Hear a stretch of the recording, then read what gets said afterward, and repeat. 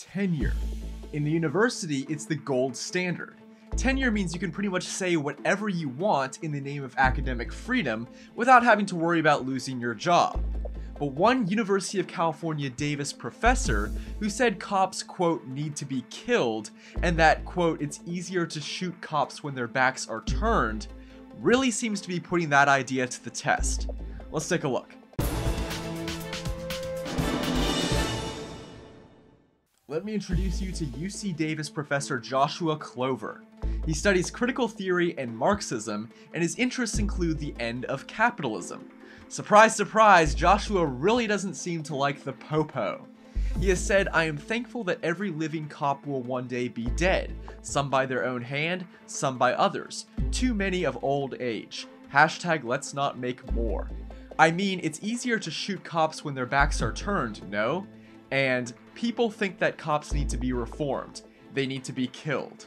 Now, I think that most people would agree that saying you're thankful for cops dying is rude, but not illegal.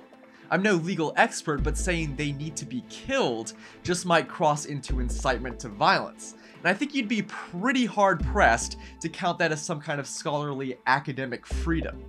Anyway, California Assemblyman James Gallagher and Ron Lawrence, a local police chief, teamed up to send around 10,000 petitions to the University of California Chancellor's office to try to get Joshua Clover fired. You can't have free speech when you get punched in the face on campus for expressing a viewpoint. You can't have free speech when you invite a speaker to campus and people show up in masks and throw Molotov cocktails and beat people and intimidate people. And we certainly can't have free speech when we have professors calling for the deaths of people that they disagree with. This is completely unacceptable for a prominent person in the professor's position to make statements advocating for violence and death of police officers, or anyone for that matter. Unfortunately, in the United States, violence against the police has been on the rise. We lost 144 police officers in the line of duty last year. That's a 14% increase from the year before. Now, I'm pretty much a free speech absolutist, so while this guy's comments are outrageous, that's not actually the most compelling argument for me for why he should be fired. Imagine Joshua advocating for the death of pretty much any other group though. Women, gay people, Muslims, Jews, he'd be out of that cushy job in a flash.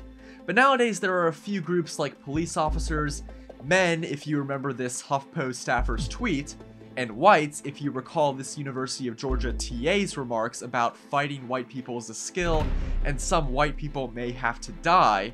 It's somehow acceptable to make these kinds of statements about these groups but not others. Well, call me crazy, but for a political faction that's constantly professing their commitment to equality, that doesn't sound very equal to me.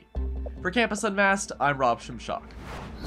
If you like this video and support our mission, please make sure to comment and subscribe. If something happens on your campus and you'd like us to investigate, send us details using the form on campusunmasked.com.